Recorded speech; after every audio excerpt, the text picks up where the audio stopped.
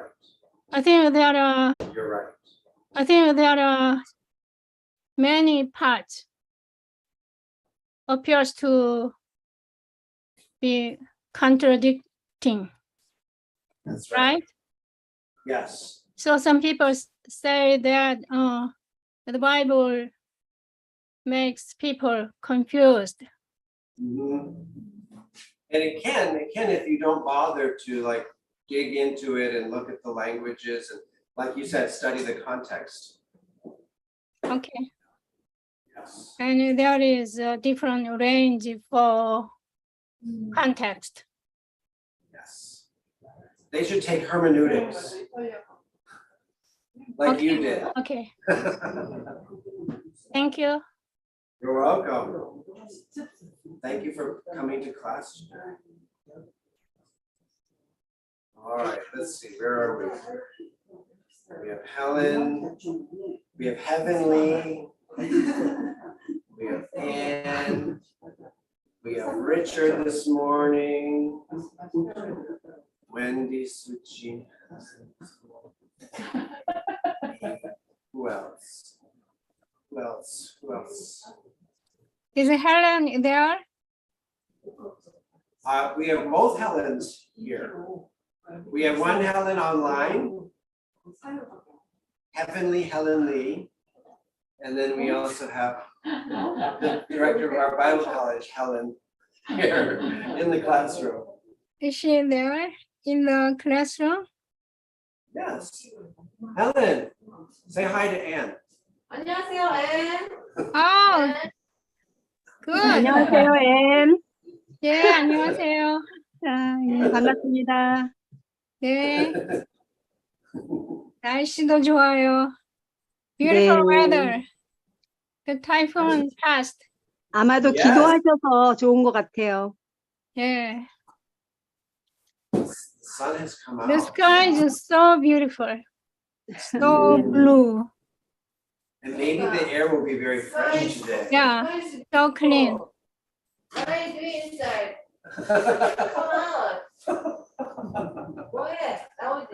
선생님. Helen is trying to encourage you to come out to class because the weather is so nice. Oh, okay, yeah. There is a reason, yeah. The weather is good, so should be out. Oh, wow. Let's see, let's put this out of the way here. All right. Good. Well, welcome back. It's been what? 22 hours since we were together the last time. That's less than a day. Nice to see your faces again. Study church leadership and administration. Such a serious, heavy topic. Yeah. But very, very practical. The more that I study this, the more I realize that there's principles involved here in this topic that apply to every part of our lives as believers.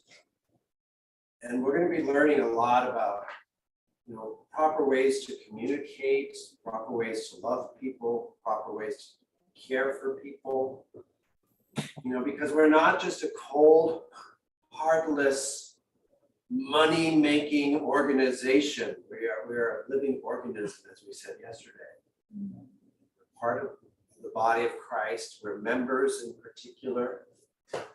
We said on Sunday we are a chosen generation, a royal priesthood, a holy nation, a special people that have been called forth to make known the praises of him who called us out of darkness into his marvelous light. And we have a special purpose that's not the same as the purpose of a company. Companies, praise God for companies that make the things that we need. Those meet what? All of our physical needs. But the church is to meet the spiritual needs of people. And so we have a great purpose And we have a great God who is in charge of everything. It's God's work. It's God's church.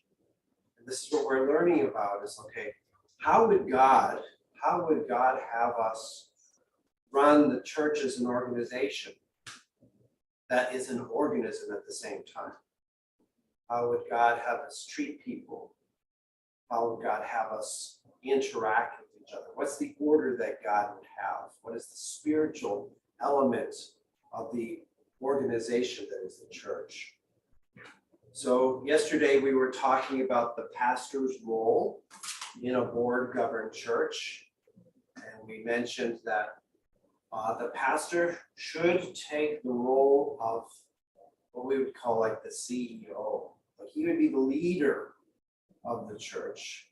Because if he's not the leader, then the Spirit's leading is not going to be clear in the church.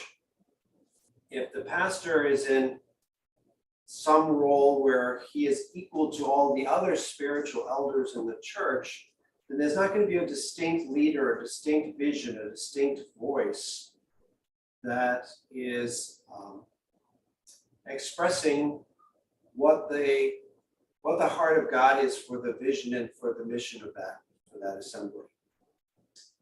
So yeah, it's important. We said right here, the last statement we made, coming under the headship of the pastor is vital for service. It's not because the pastor is better than anybody else or more spiritual than anybody else. No, it's just there. He is the one that, God has put in that position. Jesus, he is the first fruits of the dead, right? He is the one that came first. He is like our older brother. Right? That's how we relate to him. We're all his brothers and sisters, right? And the pastor is, I don't know, where does this come from? I can't remember. But there's this idea of being first among equals. First among equals. Like the pastor is no better than anybody else. He's just a sinner saved by grace. But God sometimes puts some person has to be the leader.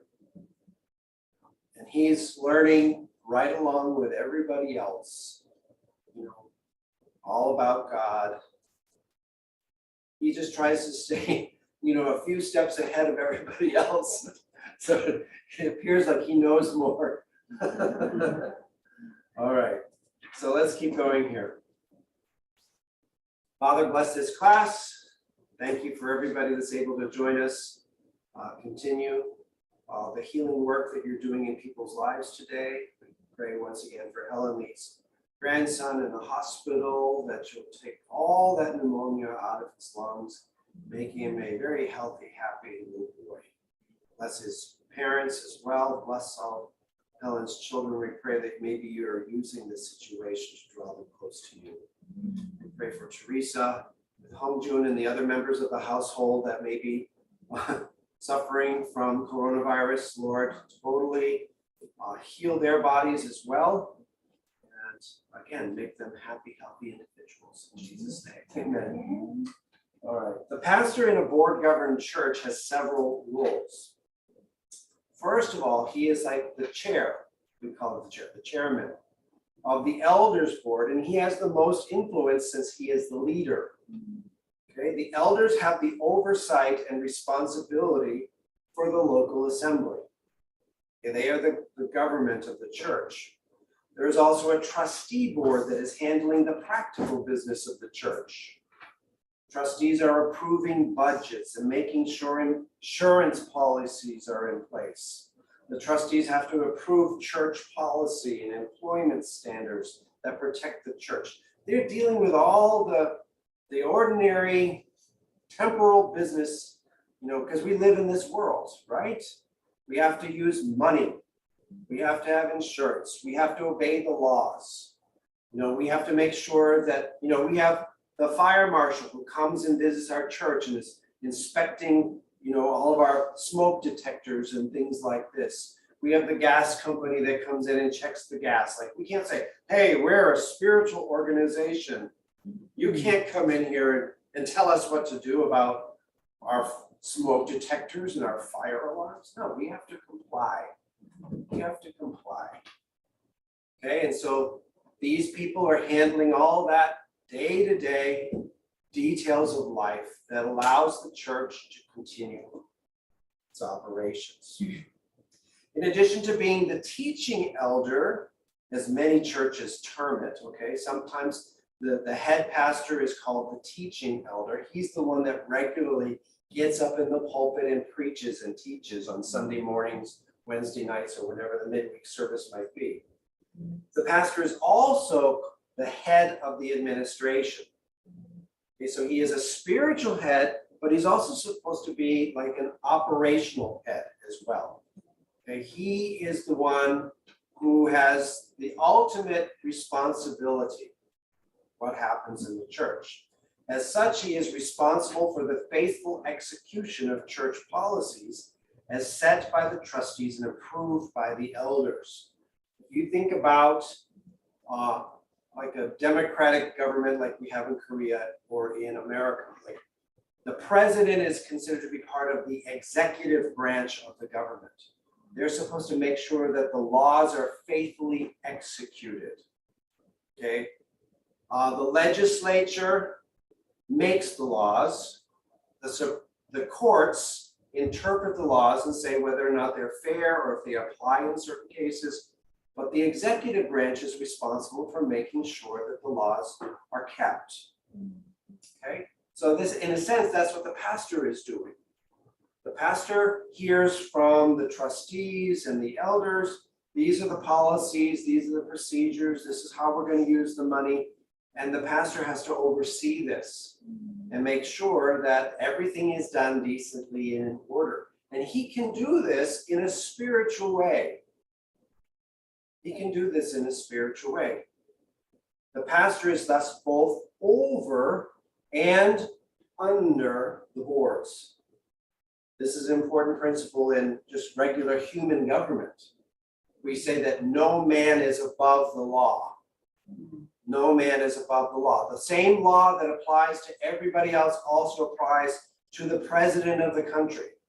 Like, well, that's for everybody else, but I don't have to obey the law. No, everybody in a democratic society is supposed to be obedient to the law.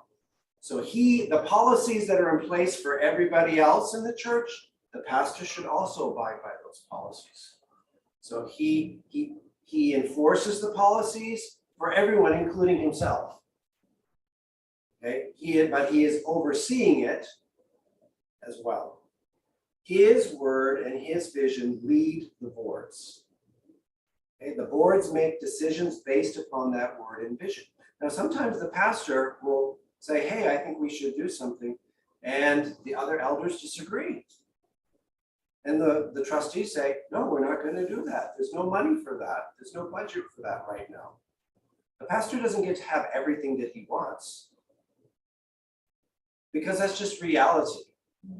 That's just reality. The pastor is just as human as anyone else, and he could think like, I had this great idea, and comes in and everyone else is like, really? You think that's a good idea? And so there's discussion, and they say, you know, Pastor, maybe right now this is not the best time for that idea. You know, we'll pray about it, and we'll get back to you about it. And you know, the other elders pray, and they come back and say, Pastor, all right. And if the pastor is humble, which he should be, he should take it that, okay, God has spoken. It's not just me in charge of everything. God is giving me wise counselors. That's one of the roles of the elders. So that there's like a check and a balance against me having too much power in the church, having too much influence in the church. You know, the other elders are there. You know, what happens, you know, it's happened before. You know, a pastor gets sick. And so the pastor is then, you know, he has to take medication. What if the pastor, his medication gets to be unbalanced? It happens to everybody. The doctors are constantly trying to work out what is the right balance of medication so that you can function properly. And maybe he's taken too much of a certain kind of a medication. He shows up at the elders meeting. He's like, hey, I've got this great idea. But he's not really fully in his right mind because there's too much medication in his system and it's not balanced.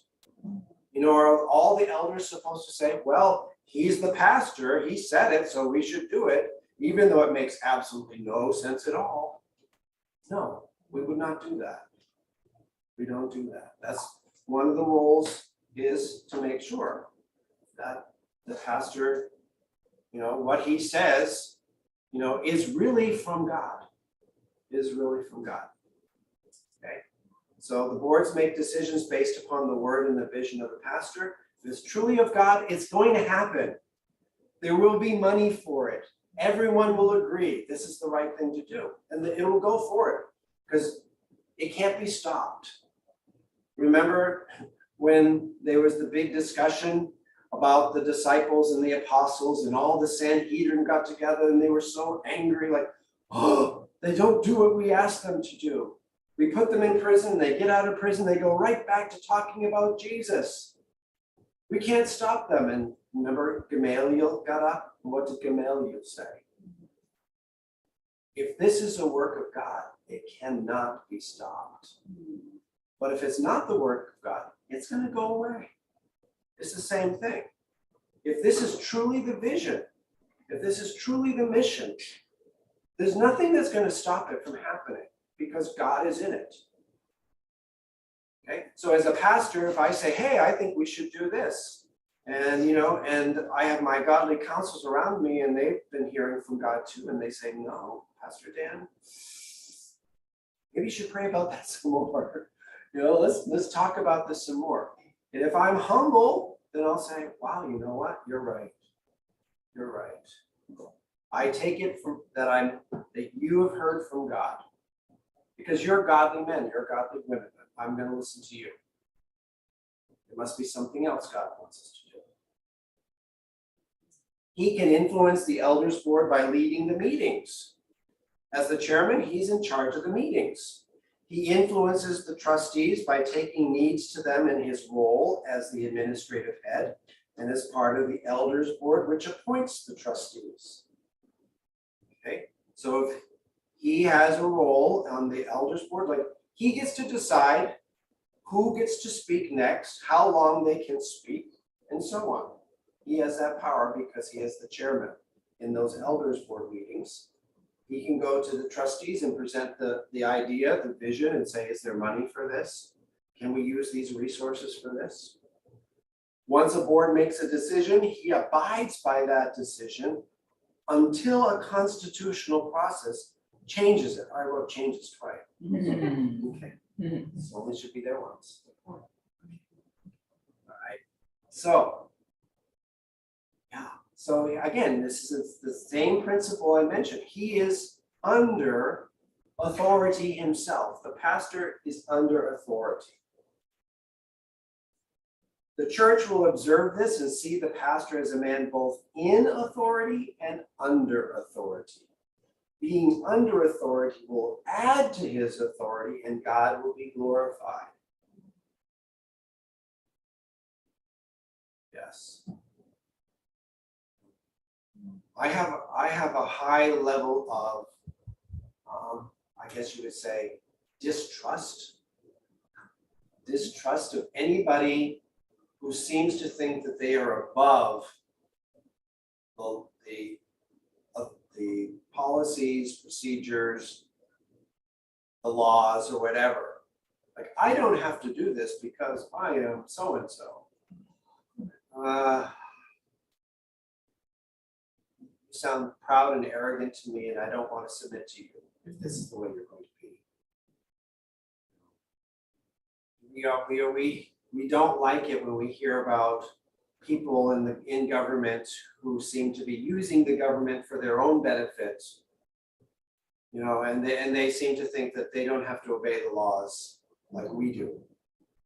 Yeah, I have a high level of distrust of those people. So, but I like a humble person who identifies with me and, you know, lives under authority like I have to live under authority. And I just think that that person is wonderful kind of leader, and I'm willing to submit to that kind of leader because he's willing to be led himself. All right, so today we just finished that little bit there. Today we're going to talk two more topics. The first of which is bylaws. But before we talk about bylaws, let me ask you, do you have any questions about this previous topic about the pastor's role in a board-governed church, or comment that you'd like to make? Yes. Do you think this is also possible in Korea? Yeah, it's so ideal that, you know, whenever the pastor brings his idea or his opinions in congregations or in board members meeting, they can always bring their opinion to the pastor. In many cases in Korea, because maybe it's influence from our traditions or culture, or we do respect the pastor. Right. For some reason, unless it's really our church, or it's impossible to agree or accept his reasons or his opinions, we mostly just follow him. Right. But what you explain about this relationship with board member, I say with congregation too. Is it really works here? But it should be. Yeah, I mean, that's the question. Is like, how much influence does culture have upon what we're talking about here? And I see, like in Korea, there is a great culture where it's expected that respect is expected. You know, that's a nice way to put it, right? Right. Yeah. And some people abuse that idea. You know, there's nothing wrong with respecting people. I think it's good. The Bible teaches we should honor one another, right? We should honor one another. We should esteem one another better than ourselves. This is a biblical principle. But if I walk around and I say, hey, you should esteem me better than yourself. What's wrong with you? I demand that you honor me. You know, I mean, maybe I'm not saying that, but the way that I act, and in so many words, I'm sort of saying that. Like, you are wrong because you are not honoring me. You know, and I am expecting you because now I am a pastor. You know, and in Korea, you know, pastors have a high level of, you know, respect in society, maybe more so than in other cultures. Yeah. I mean, which is good. Yeah, it's good. It's great. Like, teachers and pastors are very highly respected professions in Korea, more so than in other countries. Okay, and it's not wrong to respect teachers and pastors, people like that. But, you know, anything that is good, Satan will always try to pervert it, you know, and twist it to make it so that it becomes something weird about it or something wrong about it, you know. And so he will try to make it so, like, okay, so now, well, I'm older than you, or I am a pastor or whatever, and you should honor me and you should respect me. And I can say whatever I want to you. And you can't say anything back to me because I am in the more respected position. Really? That's not right. That's not biblical. You know, because it has to work both ways. I mean, that's what Jesus taught. Like, you know, we respect one another. We honor one another. You know? And yeah, okay, so we do honor our pastor, we do honor our teachers and everything, But our pastors are also supposed to honor us, and our teachers are also supposed to honor us. You know, by the grace of God, I am in this position as the pastor. It's by the grace of God, not because I am a great person that's worthy of all this respect and honor. Because I am not worthy of any more respect or honor than anybody else.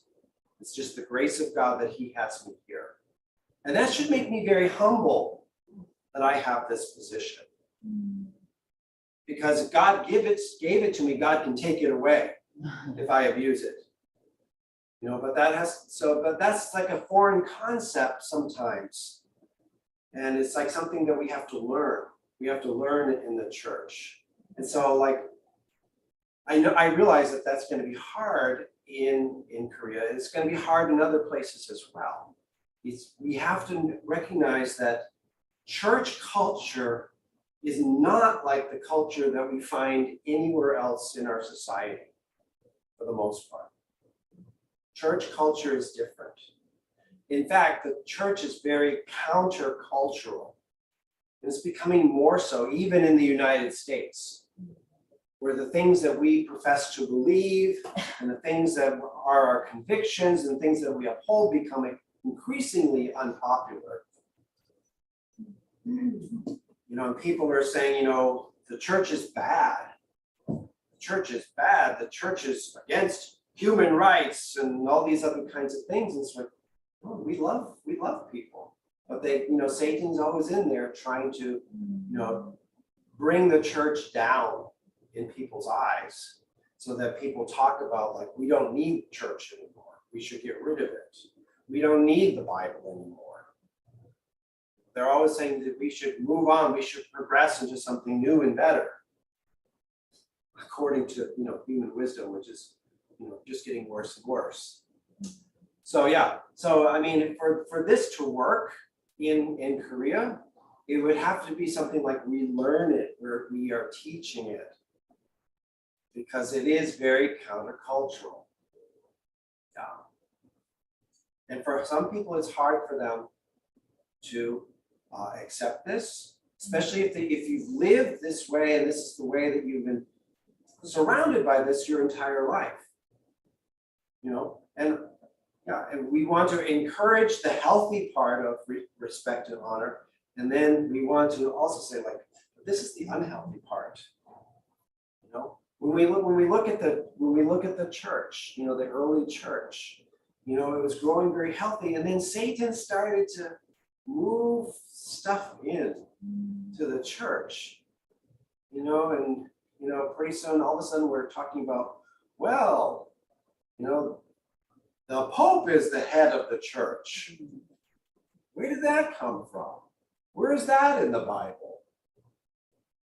You know, and then you've created this whole hierarchical system, and they've imposed all these like human traditions and human doctrines that are not in the Bible. Like this is how you get saved, by doing good works and confessing your sins to a man, and you know, doing all this stuff. Like Satan will always try to come in and pervert something that's good and make it strange and unnatural. Good question. Yeah. Any other comments, questions? Just like Satan tries to change the definition of grace. He hates grace. He hates it. Okay? So he turns grace into like licentiousness. Grace means you can sin all you want to. No, that's not what grace is. But he will come in, anything that's good, that's godly, he'll try to twist it and pervert it. Bylaws. Doesn't this sound awful? I have heard of in-laws, but what are bylaws? Are bylaws in the Bible? I don't think I read that chapter or that verse. What are bylaws? Okay. First of all, the Bible is not a handbook about church governance. We've said this before. It's not a bunch of rules about how to run your church. But it does provide some guidance and insight into the leadership of the church. based upon what is revealed in the Bible, God is more interested in what is going on in people's hearts than in how they organize themselves in the church. Okay. Mission number one of primary importance is what is going on in somebody's heart. Okay. That's what God cares about the most. Okay. Remember what God told Samuel when Samuel was going out to anoint the next king of Israel. What did he say? Man looks on what? Outward appearance, but God looks on the heart. Okay, so God is more concerned about the heart than the outward appearance. So the church is kind of like the outward appearance, what's happening in the church, how it's run and everything. But God is really more interested in what's going on in people's hearts in the church. Okay, but that doesn't mean that the outward appearance is not important, or how things are organized and how they are run. It's not important. It's just not as important as what's happening in people's hearts. God is more interested in unity and oneness than in how decisions are made or who makes them. Because the unity and the oneness are actually a revelation of who God is to a lost and dying world of sinners who say, well, wow, that's amazing that all these very different people, somehow they have this unity. They all get along and they love each other. What is that? It's God. It's God. Okay? And that's this unity and this oneness is more important than who is making decisions and how decisions are made. But how decisions are made and who makes them, that is also important. Very important. Just not as important as this revelation of who God is, who Jesus Christ is. But still, here it is. It is crucial for a local church to have clarity and definition about the who and the how of decision making. Like some people go overboard. They say, oh, that stuff doesn't matter. All that matters is that we love each other. It's like, yeah, that is really important. But we're running an organization here. We've got to have some rules about things. We need to know how to make good decisions. So this definition is usually committed to writing. Okay, the definition about the who and the how of decision making. It has to be put into writing, and this is called the bylaws of the church. Who are the decision makers? How are decisions made? These are what we call bylaws. Bylaws define what the church is and how the church operates. Bylaws are not exhaustive. What do I mean by exhaustive? Not Right, they don't contain everything. It's not tons of detail. Okay, they do not define every possible circumstance. These are general principles and general ideas. Bylaws give sufficient definitions so that a church can refer to, rely on, and be guided by them. Bylaws can be very dry and uninspiring when you read them. But when there is a difficult situation where people have trouble agreeing about how to proceed, the bylaws can be very interesting, and I don't know why I put the word "and" in. Very interesting reading. Very interesting reading. Like, whoa, we're in a situation now. What are we going to do? Let's check the bylaws. Oh, I thought these were so boring, but now this is the definition that we need. This is going to help solve our problem. Bylaws do not define what the church is in the sense of biblical theology. Okay. Bylaws define the church in a practical way so that the local church can function. Okay. What is the church practically speaking? How is it organized? How can it operate?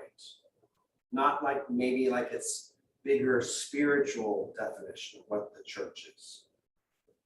Bylaws usually begin with the purpose of the church, which is often called its mission statement.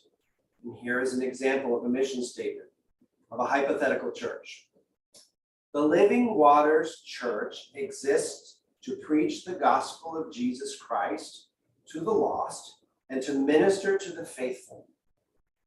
The ministry includes, but is not limited to, the conduct of worship services and the implementation of Christian education.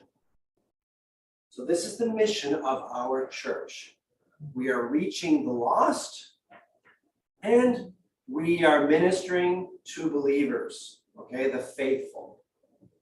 And how do we do this? Well, it includes, but it is not limited to, okay, notice this is a very broad statement. It includes, well, we have worship services. We meet in our church on Sundays and Wednesdays. And we also have Christian education. So that it could include Bible college. It could include Bible studies at other places. It could be Sunday school. It could be midweek catechism or something of young people. You know, it's a very broad statement. Like Christian education is a big, broad, open field. Okay, but this is what we're doing. We're worshiping God in church services together, and we're doing Christian education. Christian education, in a sense, could also be going out and sharing the gospel. I'm telling somebody something that they don't know. I'm teaching them the gospel. So evangelism is a unique form of Christian education. You don't know about Jesus? Let me tell you about Jesus and what he's done for you. Here's your little educational lesson. Okay. Generally, these statements are written broadly so as not to limit or hinder any ministry that the church may be led to do in the future. Okay. There might be something else that you choose to do. Does this mission statement, could that include sending out missionaries? How? Where would that fall under in the mission statement?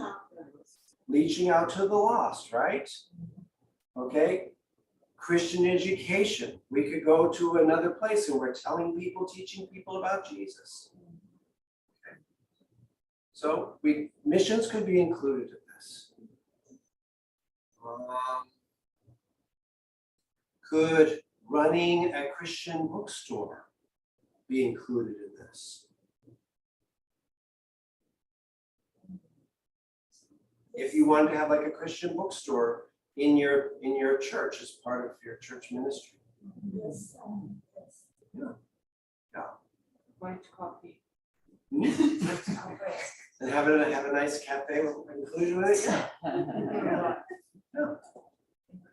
Mm-hmm. So Christian education, so Christian fellowship. Yeah.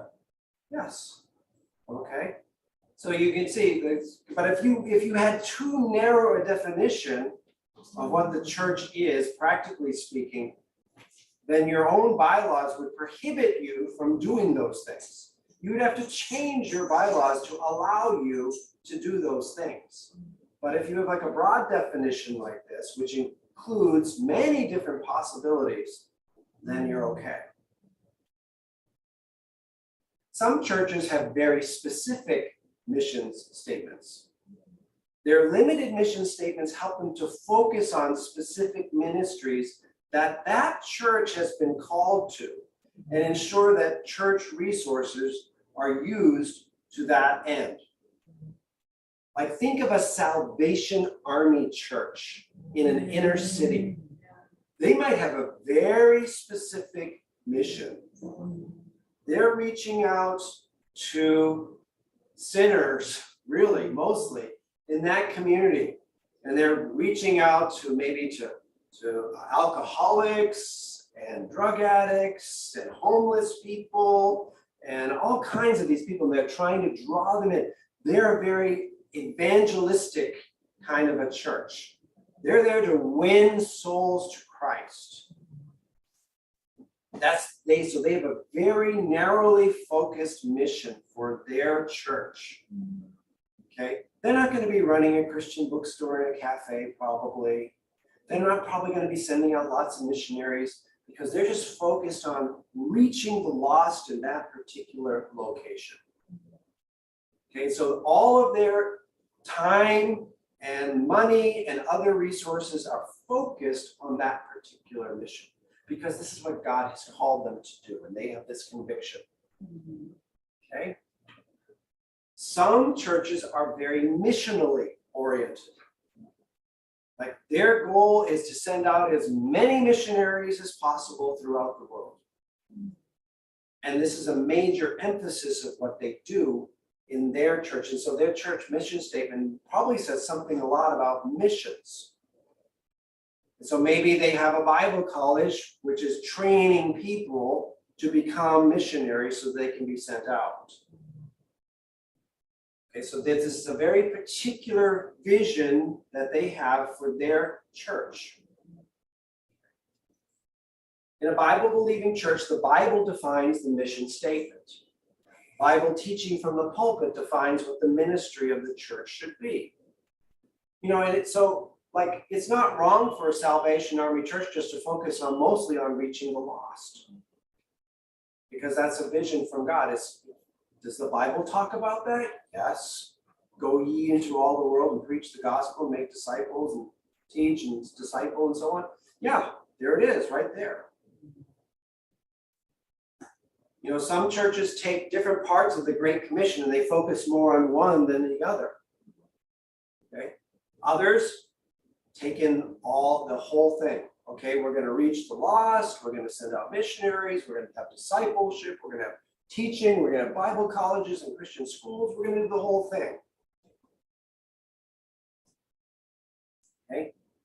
And you know, if God has put it on your heart, like your special gift is like you have a gift of evangelism, maybe you want to be part of the church that's the Salvation Army Church. God has called you to that church to do a specific work with that pastor and that ministry. Maybe you think God is calling you to be a missionary, so you're part of the missions-oriented church. You know, that has that sort of more of a narrow mission. Okay. So there is much leeway or freedom to do as you choose when writing a mission statement. You can make the statement broad so there is room to change and to expand.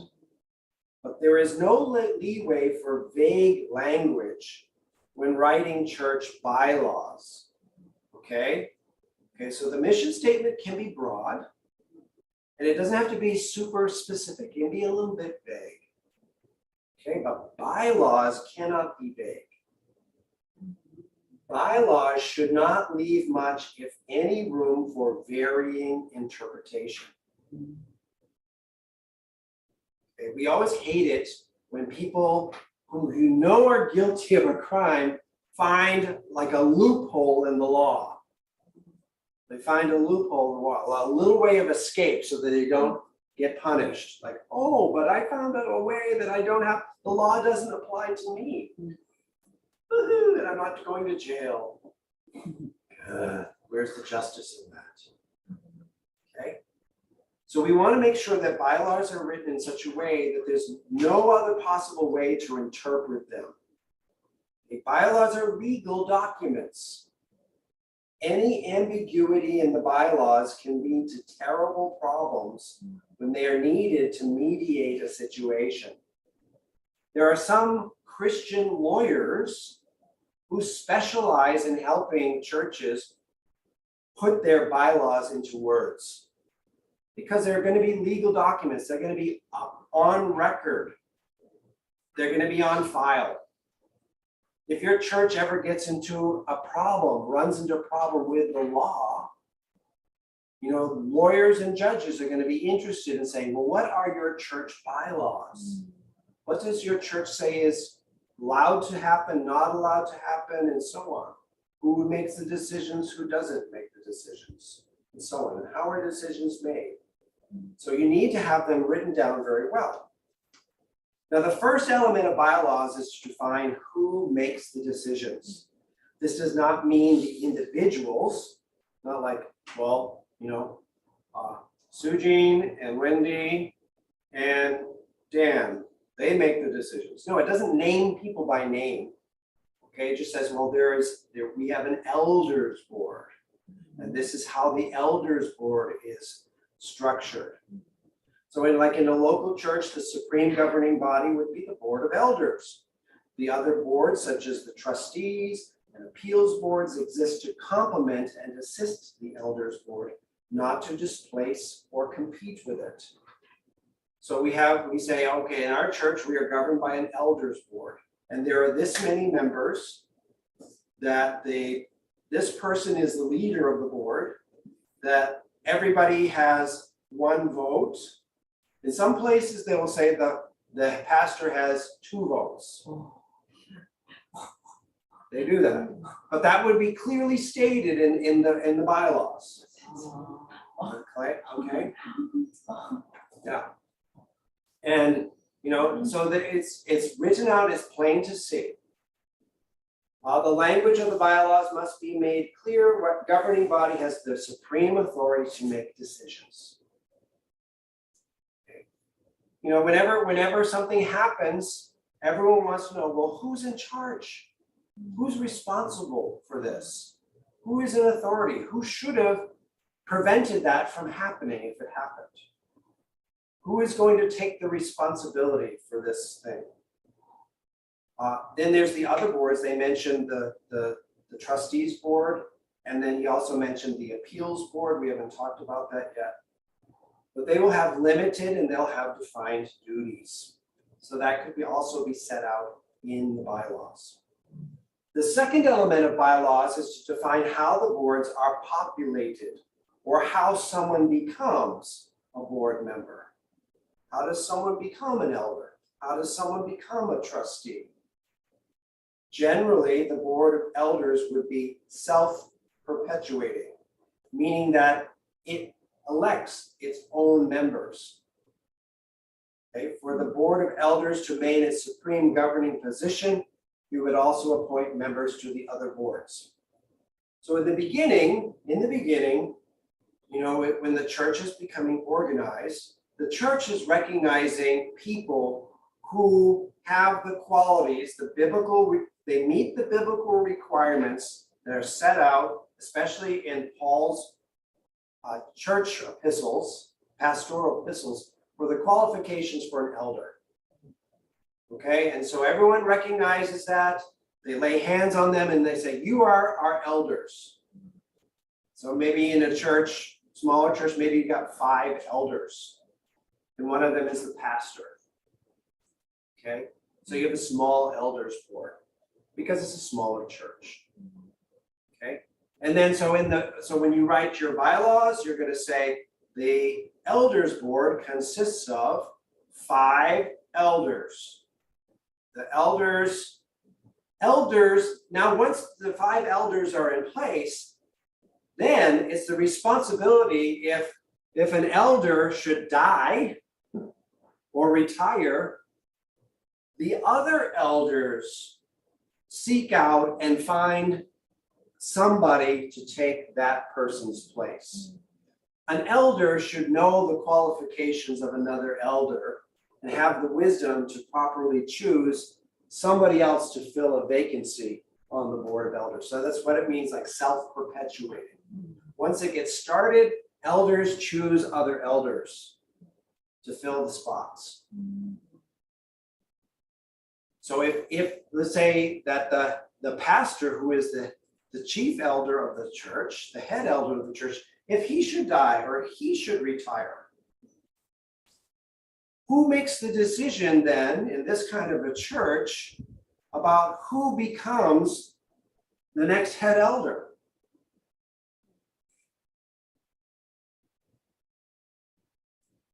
Who should do that? It should be the elders. The elders should be choosing who should be the next head elder. pastor, I think, not the by pastor, not the by the pastor, it's by elders.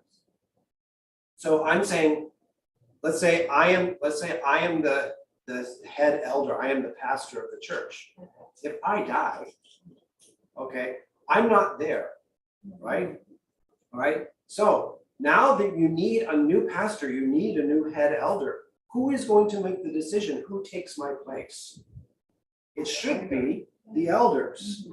The elders should choose. First of all, they're going to choose somebody to fill. There's supposed to be 5 elders, right? Now there's only 4. Now there should be 5. So they put somebody in there, so now there's 5. Now, who among these 5 is going to become the new teaching pastor, the new head elder? Who is going to be the person that's like the CEO? Pastor is also one of the Yes, Teaching pastor. right. He will. The head pastor is one of the elders. But if that particular elder, in this case, let's say it's me, if I should die, okay, then you gotta have a 5th elder, and then from those 5 elders, they must decide which one of us is going to become the head elder, the teaching pastor, the one that gets up on Sunday mornings and shares the word of God, the one who puts forward the vision and so on.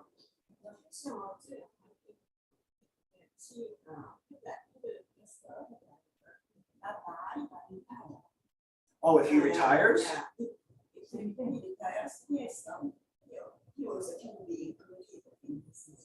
Can he be included in the decision if he retires? I mean, when let's say, okay, so I announced that I am going to retire. Okay, I have not retired yet. So I'm still in my position. I can recommend to the elders as one of the elders. I think that this person should become an elder and take my position when I vacate it by retiring. I can also say, I think that this person, or you, or you, or you, or you, now of all the 5 of you, I think that you are the most qualified to become the new head elder. But do I get to decide that on my own? No, because I am only one of 5. I'm only one of 5. I can use my influence and say I think this, but if the other ones say, well, I don't think so, it's not up to me. I can't go around saying this person is the one. Maybe everyone agrees. Maybe they all say, yeah, we totally agree with you. We've all heard from God about this. But they also have the right to disagree.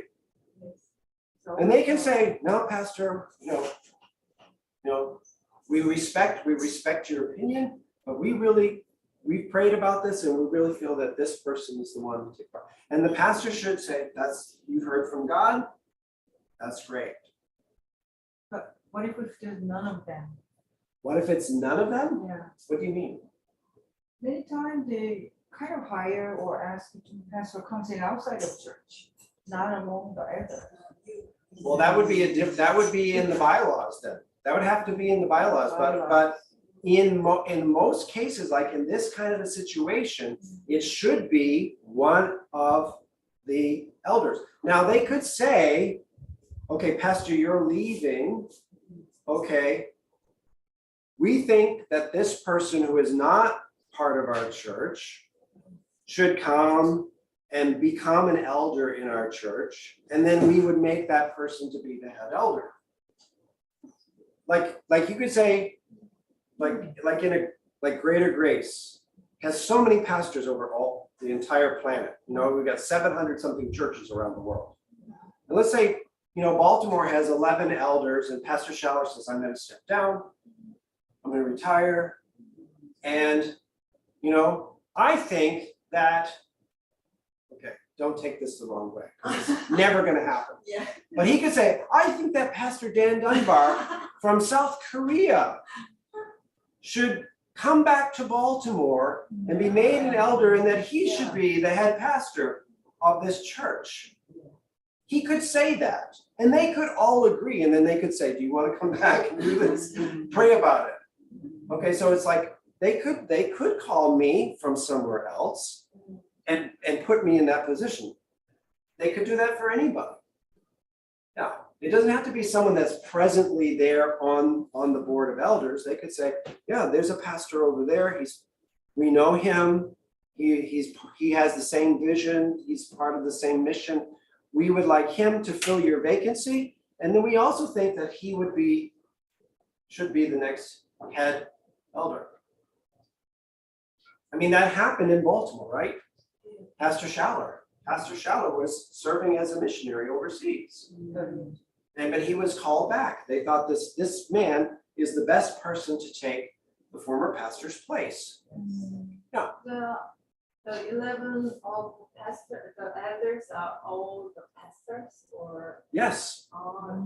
That's a qualification of being an elder. Is you must be what they call the scriptural elder. You have to be an ordained pastor. This concept is elder in Korea, so it's slightly different. Right. But according to what the scripture, the way that we interpret is that the elder is a scriptural elder. They have to be an ordained pastor. They have to be a man of God that has been ordained, that they could be the pastor of the church. Yeah. Now they're like we said yesterday, not like if you've got 11 elders on your elders board,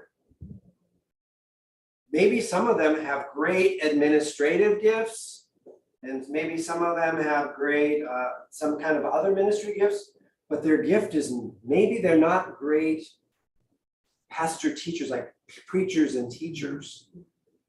And this is a big part of being the head elder, is you have to get up and you have to preach every Sunday morning, and you have to preach and you might have to teach in the Bible college. But if that's not really your gift, then maybe, he's a great guy and he's an awesome pastor, but maybe that guy is not going to be a candidate for being the head elder because that's really not his gift. I mean, if he's the best choice, if God is saying do it, and everyone's like, really? Yeah. Then maybe when he steps into that role, then the Holy Spirit is going to amazingly make that person into a good speaker, a good preacher, a good teacher. It could happen. Because it's God, right? Yes. Okay. The elders on the board, then they are going to make the decision about who is qualified to be a trustee or a deacon, using the biblical qualifications and also based upon their practical experience. So that's one of the roles of elders. Included in the bylaws regarding board membership would be items regarding the size of the boards, general qualifications of board members, terms for those members. Okay, usually elders sort of have no term limit.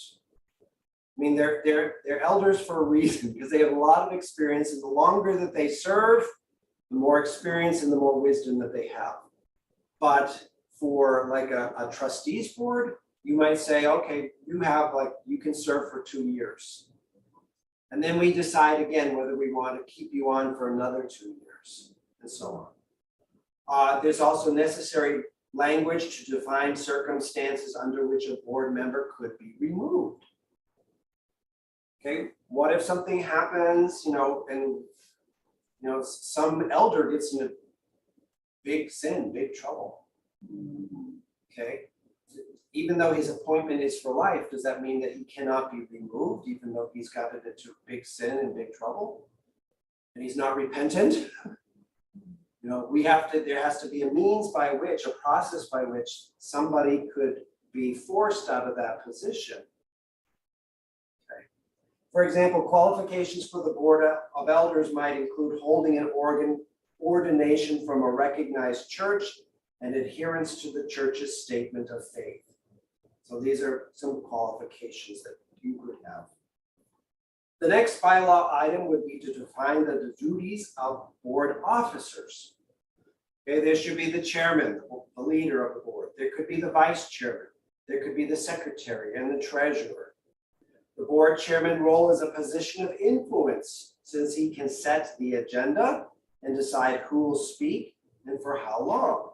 Okay, we're going to have a board meeting every Monday night from 9 to 10. And, and then he can say, this week we're discussing this. All right, he gets to set the agenda, the topic. And then people should become prepared to talk about that, and he recognizes who's going to speak and for how long, and so on. The vice chairman's role is simply to fill in for the chairman in his absence. So in Baltimore, Pastor Schaller is the chairman of the Board of Elders. Pastor Schiavelli is the vice chairman. So when Pastor Schaller is not there and there is an elders meeting, Pastor Schiavelli is there running the meeting. The secretary has a crucial role. His signature certifies the meeting records, which are called minutes, the minutes of the meeting. All it is writing down, this is what was discussed, this is what these people said, this is what was voted on, this was the decision. Every board, whether it's a board of a big corporation or the board of a church, there's somebody there as the secretary that writes down everything. Everything that was said, everything that was discussed, everything that was decided. Okay, and that record is called the minutes of the meeting. Sometimes you have to look those things up. It's very important that you keep those records. The secretary may or may not take on the clerical duties of the board. He might not actually write down everything that is said.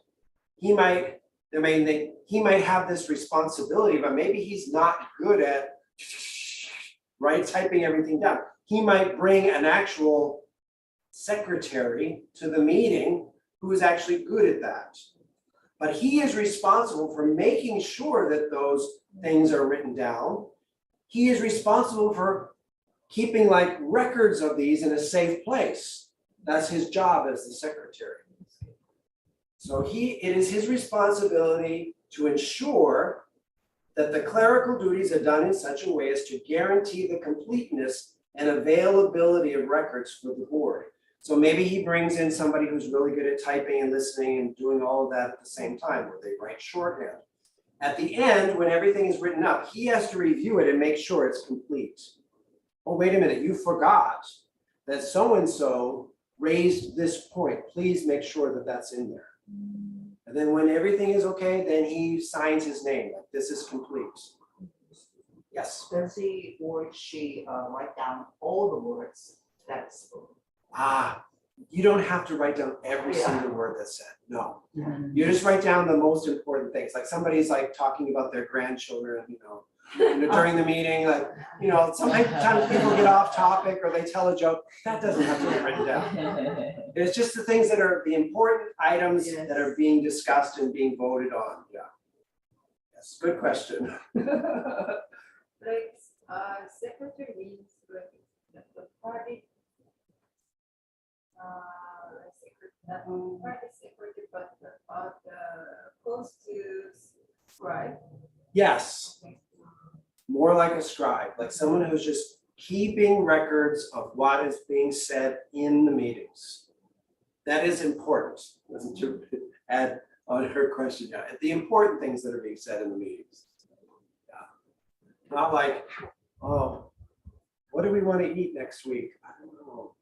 Let's let's order pizza next time we have a meeting. Okay, what kind of pizza do you like? Oh, that does not have to be written down. That's not important. Okay, the treasurer, depending on the size of the church, that treasurer may or may not have an active role in the daily church finances. So sometimes the treasurer as an elder maybe actually is involved in seeing the financial records of the church. Maybe they work for the church. Maybe the elder is someone that works in the church and maybe works in the business office. And so he's very aware of where the money is coming in and where it's going out. But maybe this person doesn't work for the church. But he still has to sort of have his, let's see if I say it here. Let's just read it. The treasurer has the responsibility of having sufficient closeness to the financial records so as to have confidence that they are accurate, managed with integrity and competence, and that the resources of the church are being used to accomplish the mission of the church. So the treasurer of the church is probably more connected to the trustees than maybe the other elders. Like he has to have a working relationship with the trustees. Like, what is the financial condition of the church? Okay, are the offerings up? Are they way down? Are we in trouble? Are we going to be able to pay the rent next month? Or can we send more to missionaries? He might have to have some of these facts ready. So he's like the elder on the board that maybe has a little bit more knowledge about the financial condition of the church than the other elders. So if there's a question about these kinds of things, in general, he has some kind of knowledge about these situations. Yes? Secretary and treasurer is also one of them. Yes. Yes. So these are positions. So if you've got 11 guys, 4 of them have titles on the elders board. The pastor is the chairman. Then there's another elder who is the vice chairman. There's another elder that's the secretary. There's another elder that's the treasurer. Yeah. Now, in some small organizations, the secretary and the treasurer are the same position. Yeah. Because there's not enough to do, you have to spread it all out, or there's not enough people. These 4 officers are not defined in the scriptures. You don't see, well, Peter was the treasurer and John was the secretary and James was no, it doesn't say anything like that in the Bible. It's not in the Bible. But these are necessary so that the earthly business of the church can be conducted recognizably and effectively alongside service providers, employees, and government entities. So this is the element of everything being done decently and in order. And in water.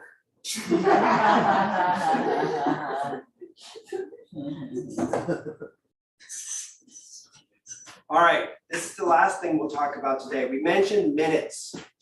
Minutes, this is part of the secretary's job, right? What are the minutes? How are minutes used in church governance? So the United States government, along with many other national governments, has what we call defining documents. Defining documents, they give definition. For example, in the US, we have the Declaration of Independence. This declaration declared the existence of a new independent country. It is one of our founding documents of our country. It's a defining document. Then we also have the United States Constitution. And in this Constitution, there is the definition of the 3 branches of the government of the country. And it also provides the framework for the basic rights of the citizens of the United States. This also is a defining document. It gives definition about our country, how we are governed, and how we as the governed, what rights do we have under the government? There's a far less famous document. It's called the Congressional Record, which is a record of all the official acts of the United States Congress, the legislature. It is a growing body of records chronicling the actions of the government. Every time that the Senate and the Congress meet and have discussions and votes, all that information is written down. Okay, so this has been going on since the beginning of the United States government. So there's documents that go all the way back to like 1789 of what this senator said on this day to that senator, and this was decided. So this huge, huge, huge record. So far in this class, we have said little about the founding document of an organization. A business or company organizes itself and it incorporates so it can begin operating. Incorporate. Corpus in Latin means body. It's where we get our word corpse, like dead body. Corpus is a body. If you are incorporating, you are making it a living body. It's becoming a person. In the eyes of the law, a corporation, once it is incorporated, becomes its own person. It's separate from the people that work there. Incorporation is becoming a legally functioning person in the eyes of the law. So a corporation can buy, it can sell, it can own property, it can take on obligations, like meaning it can borrow money, and it can sign contracts. Okay, the corporation is not the CEO, it's not the treasurer, it's not the secretary, it's not the vice president, it's none of those things. The corporation is its own person. Okay, so the business can borrow money. The business can buy land and buildings. The business can buy things to sell in its stores or whatever. Okay, the act of incorporation is done in the US at the state level. You've got 50 states. There's different ways that you can incorporate in every state, but basically the same. A charter, or sometimes called the Articles of Incorporation, they are filed at a state agency. It's a legal document that you fill out. It's a very simple process, but you usually do it with the help of a lawyer because you want to make sure you're doing it right. So once your organization is incorporated, it legally exists. It is a legal entity. Its articles of incorporation are like its birth certificate, or another way, it's the founding document. Founding document. So the articles of incorporation. Now it says, we, Grace Mission Church, we exist as a legal entity. We can legally function. So who pays the electric bill? Who pays the water bill? Who pays the gas bill of Grace Mission Church? Is it Mr. So? No, he is not paying that bill. He's not taking money out of his personal bank account and paying those bills. It comes out of the bank account of Grace Mission Church. It's the church's money. It doesn't belong to any one person in the congregation or the pastor. Okay, it's the money that comes in, we're giving money to the church. So the church pays its rent, the church pays its bills. If the church doesn't pay for its electricity or its water or its gas, what happens? You're in trouble. Do I get in trouble? Do you get in trouble? Are they going to sue me for the money that I haven't paid? No, they're going to sue the church. They're going to sue the church. Okay, because the church's funds that should have paid that. So it's the church. The church is a legal entity apart from us that are the members of the church. So, yeah, so GMC was born sometime back in the 2000s, right? It was probably incorporated and there were bylaws made. Churches are no different. A church that desires to conduct earthly business would incorporate, and its articles of incorporation or its charter would be its founding document. So somewhere in those file cabinets in there, there's a document. Now, the bylaws of a church would be like the constitution of the church.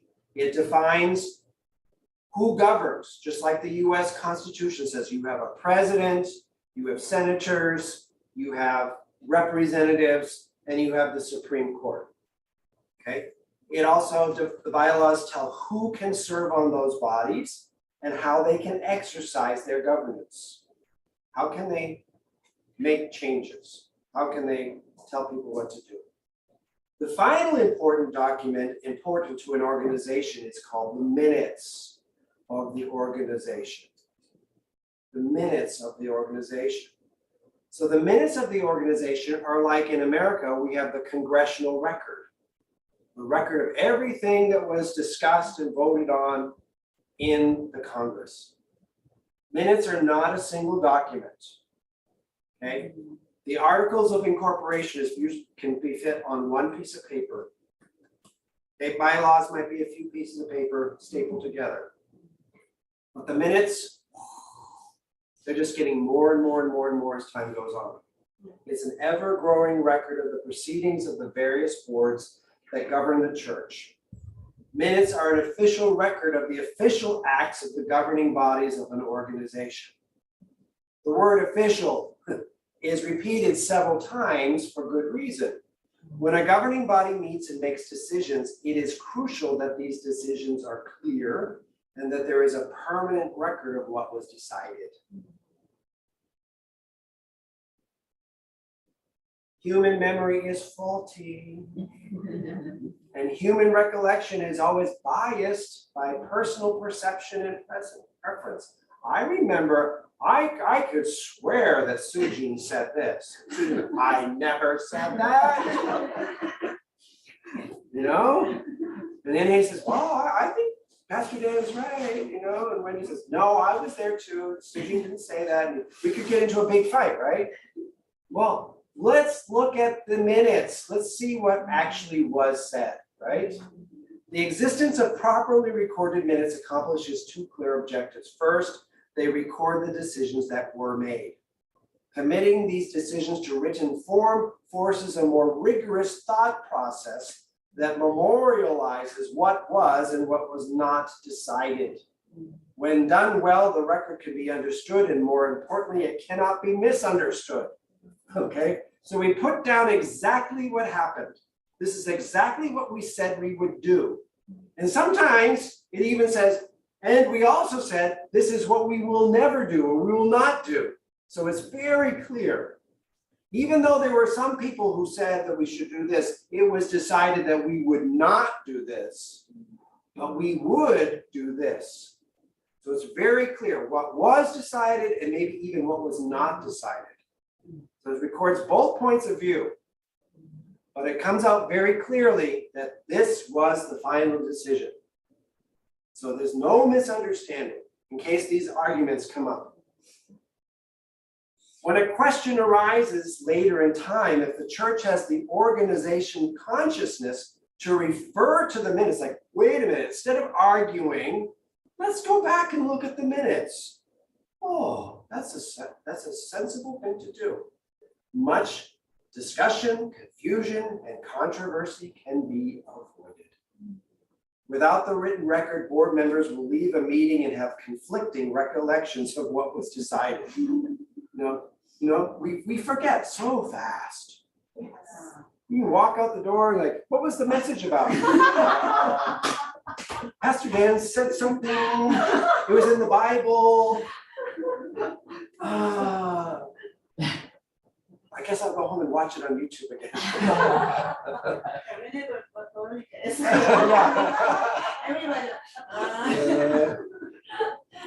Those conflicting recollections may be colored by their personal preferences or biases regarding their preferred course of action.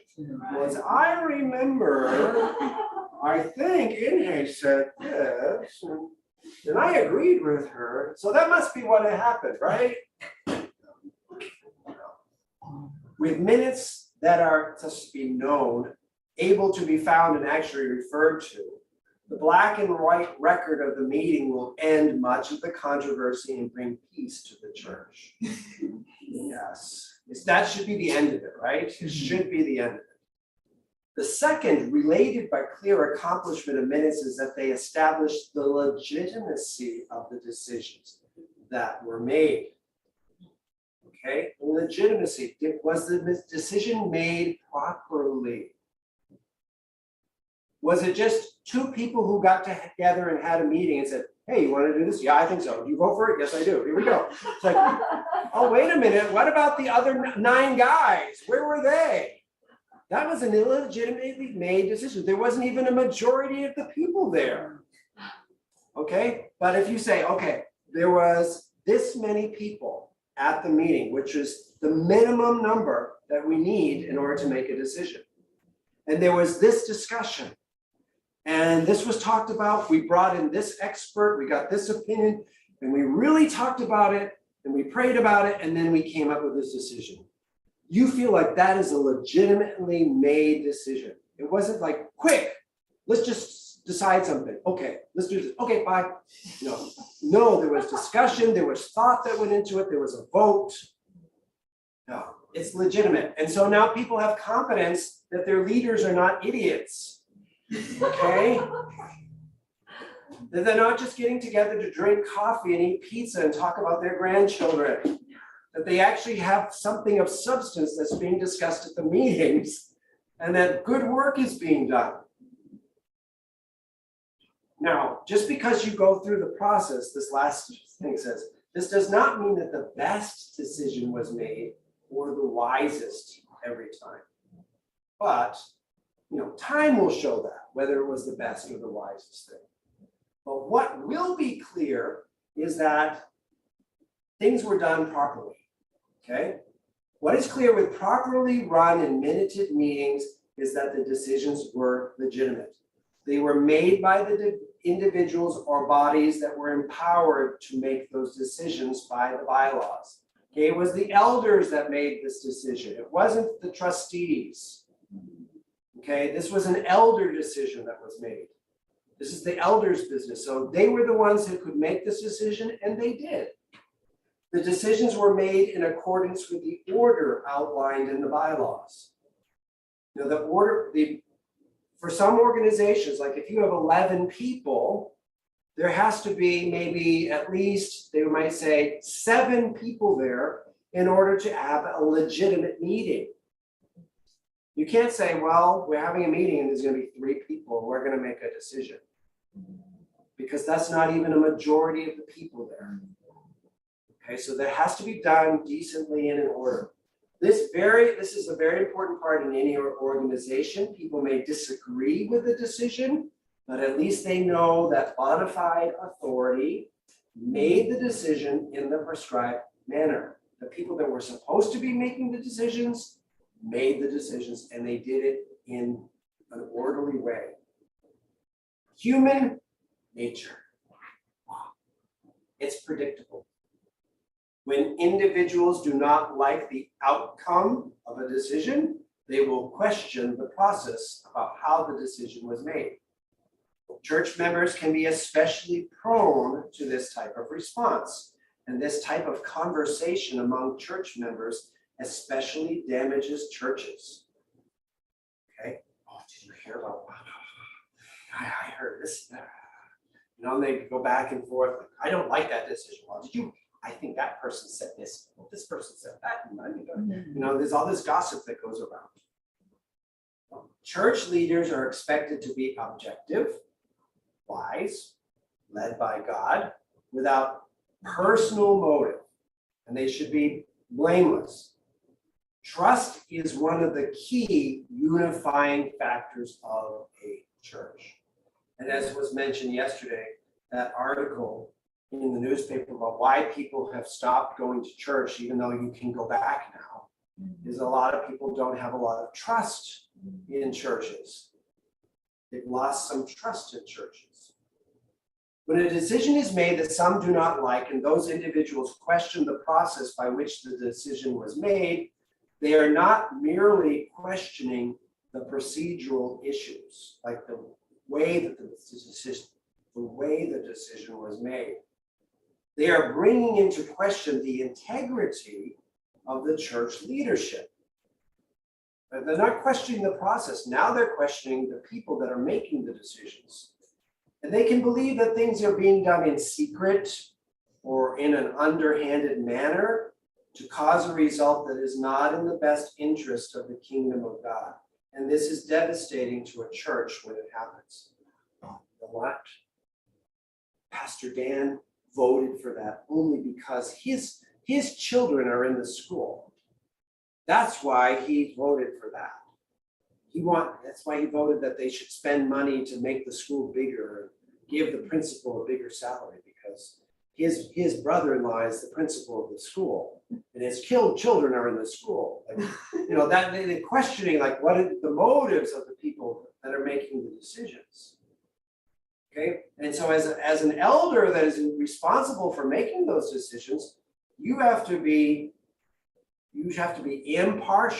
impartial, objective, you know, not be, I mean, yes, you're human, but you have to sort of like set aside those things because you don't want people to be accusing you all the time. Like, you're not fair.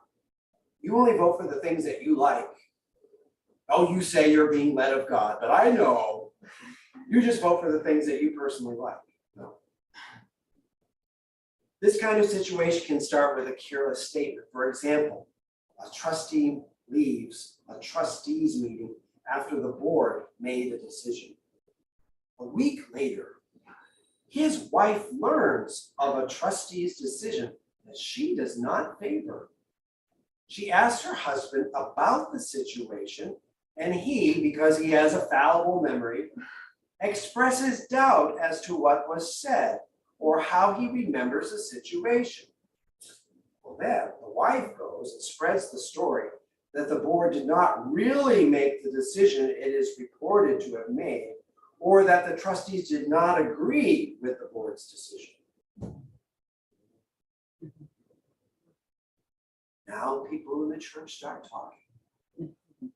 Now this entire fire can be extinguished by referral to the board's minutes.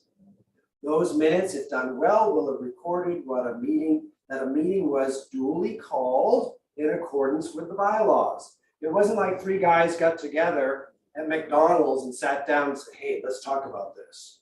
Let's just make this decision over here without these other guys. No, there was a meeting, a formal meeting.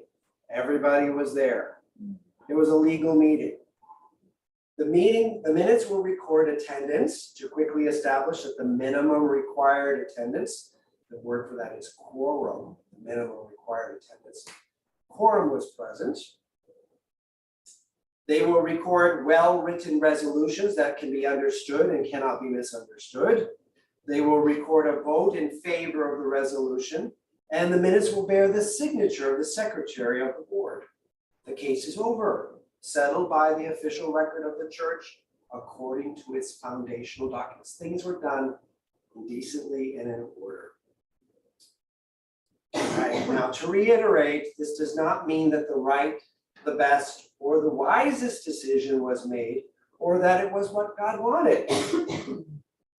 But accurate minutes recording well-run meetings can put an end to destructive conversation regarding the legitimacy of the board's decisions. And this will tend toward making the church a bit more peaceful. The subject of church governance can be dry and uninteresting, but when turmoil erupts in a church, governance becomes vital to the ability of a church to be a place of rest, healing, love, and growth. Like, these things are put in place for a reason. Okay? When you're first talking about them, you're like, oh, what are we talking about again? Like, oh, that's so dry and so boring. But they become crucial, very, very vital when their situation comes up. And the reason that they're in place is, yeah, God is a God of decency and order, but he is also not the author of confusion. And he likes there to be peace and unity in the church. And these things can help promote that. Especially when people with faulty memories and big mouths start blah, blah, blah, blah, blah, blah, talking about things. Okay. Any questions about bylaws or minutes? Yes. It sounds like so official and organized. Mhm. Can apply to our church. It's been 20 years. Our churches, we can say small, but it is church. And Mhm. we grow up, so have to influence this bylaw. But I'm confused. Bylaws, can I say it's doctrine of denominations? What's the Bylaws are- difference doctrines? Oh, doctrines? Doctrines and bylaws. Well, a doctrinal statement is different from bylaws. Bylaws are things like saying, okay, this is the purpose of our church. This is the mission of our church. This is who is in charge of the church, who can make the decisions in the church. Is more like denominations? Well, denominations have a. Well, denominations are saying like we believe this and we believe this about this and this and this and this. You know, they might include some things about how our church should be organized and things like this. Why are there denominations? Because people have like differing interpretations about what the purpose and the mission of the church should be. So it's maybe a denomination is a mixture of kinds of like bylaws and also doctrinal statements at the same time. Yeah. But anyway, can we apply to our church? It's so we still have minutes and has to write down and other things. Yeah, I mean, we At some don't point. right now, we don't keep minutes of meetings. I mean, we do have bylaws, but usually when we haven't appointed somebody to be like the secretary of the group when they get together, or maybe somebody should be writing things down.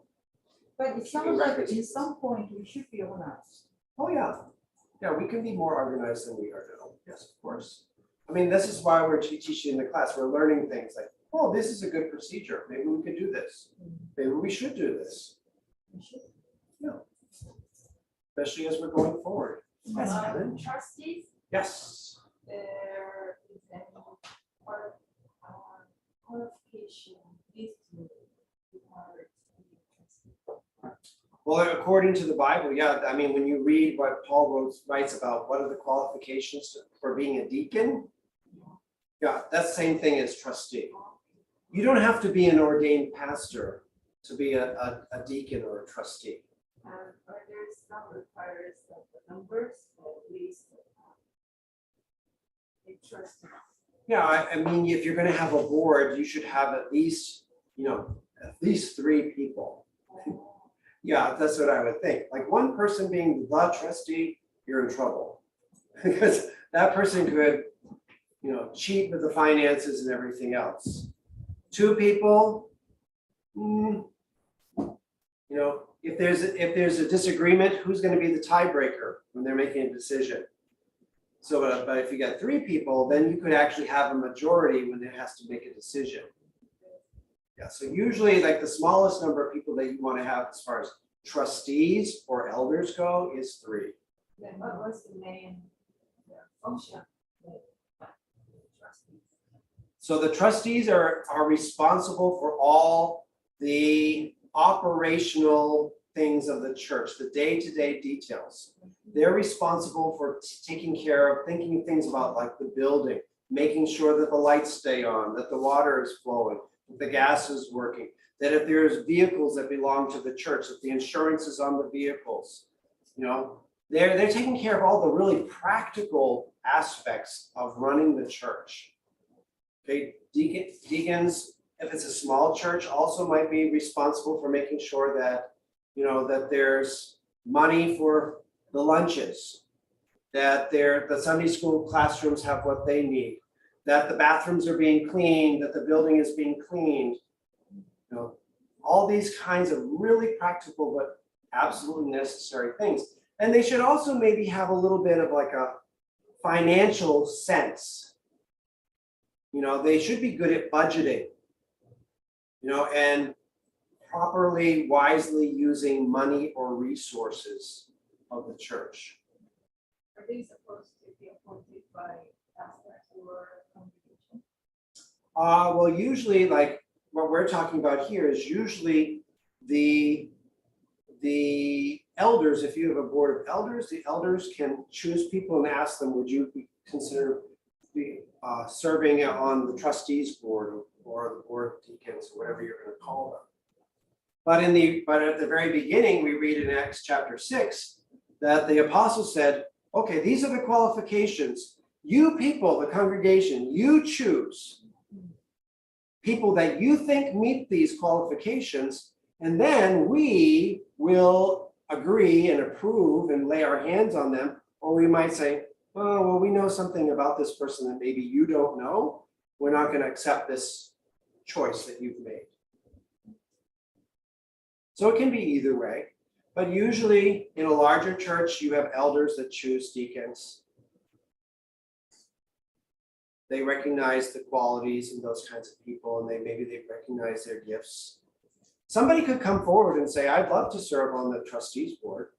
A lot of people, you'd be surprised, you know, they don't want to do that kind of a job. Like, oh, I have to go to a meeting every week.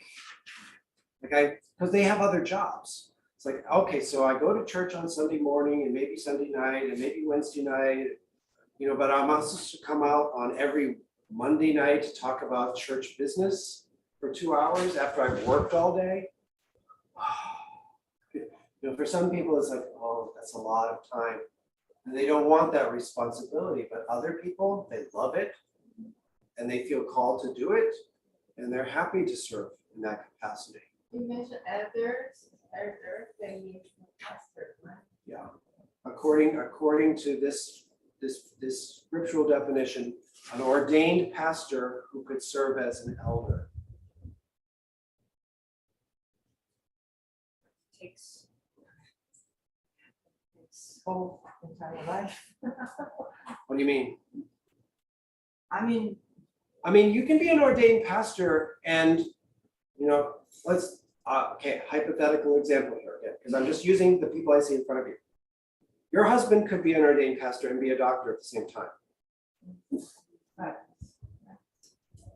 Okay, so his job is I do this, but I'm an ordained pastor. If necessary, I could get up and I could preach or I could teach. But you know, we already have a preaching, teaching pastor who does that almost all the time. But I've been ordained, I've been recognized for these qualities in me, and you know, and I agree with the doctrinal statement or whatever. But it gives him the capacity to serve as an elder in the church, to be one of the pastor's friends and advisors on spiritual matters in the church, to guide and lead. Yeah. So it doesn't mean like, okay, I have to give up everything else because I've become a pastor. Like, you know, there's many pastors in Baltimore that work full-time jobs, you know, but they do have ministry that they do in their spare time. Some of them serve as elders, some of them serve, you know, overseeing Sunday school or youth ministry or whatever. Yeah.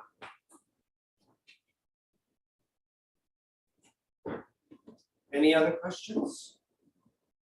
Thoughts? Yep. Stop sharing here. So. I just wonder, in Baltimore, Yes. the 11 elders, Mm-hmm. including a woman or? No, because the ministry does not ordain women to be pastors, Even the secretary. even the secretary. Is there any woman in the? Oh, that's so sexist, Helen, to think that only women can be secretaries. No, one of the men in the organization, it might be Pastor Love, who is the secretary Okay. of the board of elders, and he has no skills like this. So usually someone comes in, like maybe Pastor Schaller's secretary, Jen Lynch comes in, and she sits in on the meetings and she writes everything up. But it's the responsibility of Pastor Love as the secretary of the board to review all the minutes and make sure everything is there and is perfectly clear. And then he has to sign off on it. And then he has to put this in a secure, safe place so they can be referred to at any time. That's his responsibility. His responsibility is not to be the one that writes everything down. He is the one who is like responsible for the keeping of the records. What does that mean, the Pastor Shallow secretary? Pastor Schaller's secretary? She means about like more assistant. Yeah, so she's like an administrative assistant. Like she keeps his schedule, she types things, she makes appointments, she does all these kinds of things for For him. Pastor Shallow. For Pastor Schaller only. Yeah. And in Korea, we call it assistant Mhm. secretary. Oh, Yeah. Yeah, it's confused. okay. Yeah. Okay. Perhaps we provide. Yeah, so she's like his personal secretary who keeps him organized. Because otherwise he would just go and do whatever he wants to do. Oh, I have a class. What? Oh, I wanted to go windsurfing with my grandchildren today. Oh, I have a class. Okay. Thanks, Jen, for reminding me. Yes. Like she has access to put all the schedule on his iPhone and everything for him. So he always knows where he's supposed to be on time. And Their first time job or paid for? is it a volunteer job? In her case, it's not. She's paid to do it. She works all the time. Yeah.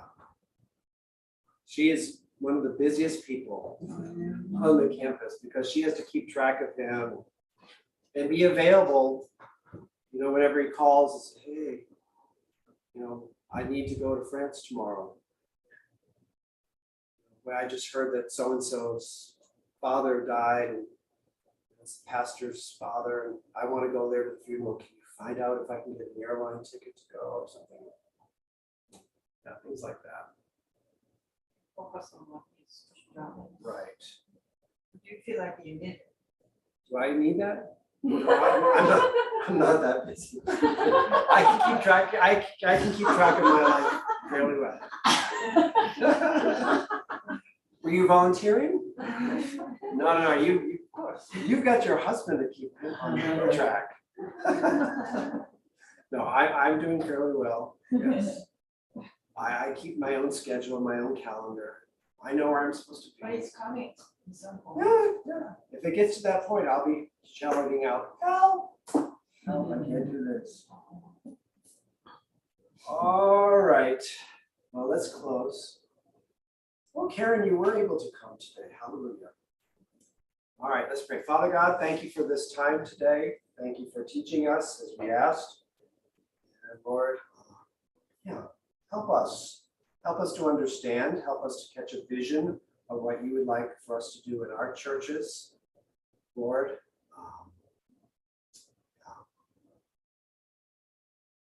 thank you. Thank you